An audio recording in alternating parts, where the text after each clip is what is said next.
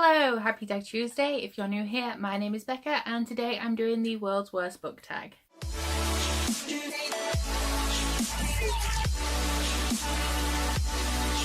So I was tagged to do this by Kerry from Velvet Library and the original tag is by Peter Likes Books, and I will link both of their videos down below in the description box. So this is just a mix of questions about books, as most book tags are, and I'm just going to get straight into it. Question number 1 is, what series would you force your enemy to read? And I have 3 for this, although I don't own any of them anymore because they were very, very bad and I got rid of them.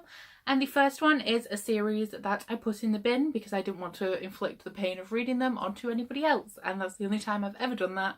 And that is the Soul Seeker series by Alison Noel. She also writes a vampire series, but this was just terrible. I hated it. It had something to do with Native Americans and tribe spirit stuff, and I didn't understand it. It also seemed to have some like Mexican Day of the Dead things in there. Made no sense. Pointless books. Did not like them. Also, any book that author writes, the characters' names are stupid. Like the love interests in the Soul Seeker series were called Dace and Cade, and they were brothers, and it's the same with 2 letters switched. And then the main character in a vampire series is called Eva, I think. So, just not good. The second would be Fallen by Lauren Kay. I really don't like Lauren Kay as an author, and this is another series of books that I absolutely hated. And then the third would be The Maze Runner, in which the first book was alright. The second book I actually kind of liked, and then the last 2, not really. The writing style in those books really threw me. I didn't gel with it. I didn't understand half of what was going on, and I found myself daydreaming while I was reading them. Question number 2 is, what books have you tried to read several times but have not managed to finish? For this I have The Enemy by Charlie Higson, which I've only tried to read once, and I read about 40 pages, it didn't like it, and I DNF'd it.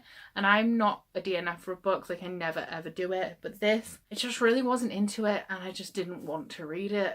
The only reason I still own this is because I bought it from Barnes & Noble when I was in New York, so I don't want to let go of it because it's a really nice quality, heavy, floppy paperback.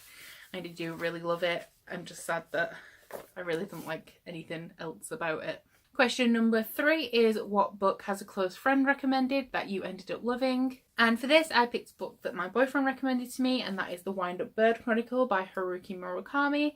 This is the story of a man whose cat goes missing.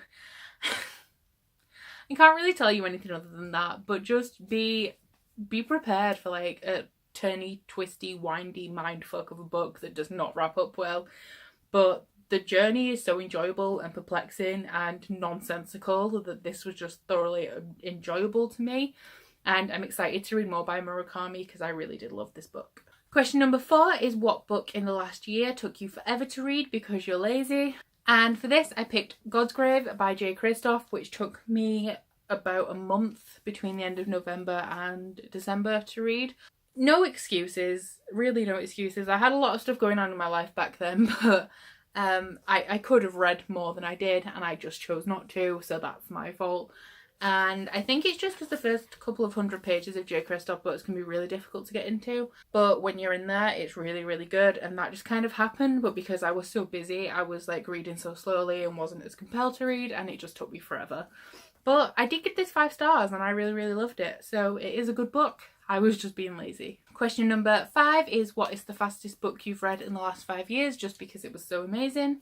And for this I've picked Turtles All the Way Down by John Green, which is not necessarily the one I've read fastest in the last 5 years, but I did read this across the space of 10 hours in 2 sittings, so I did really enjoy it. I love the Manic Pixie Dream Girl thing going on, and I like the anxiety rep.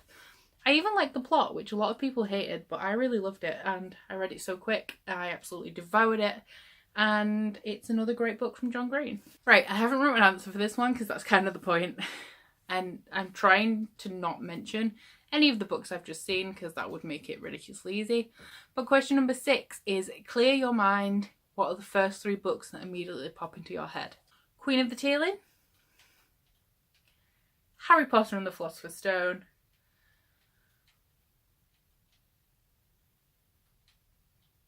City of Ashes by Cassandra Clare.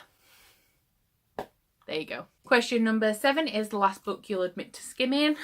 And that's actually my current read. Now, I don't normally skim books, but these books, I have 8 of them and it's a 12 book series.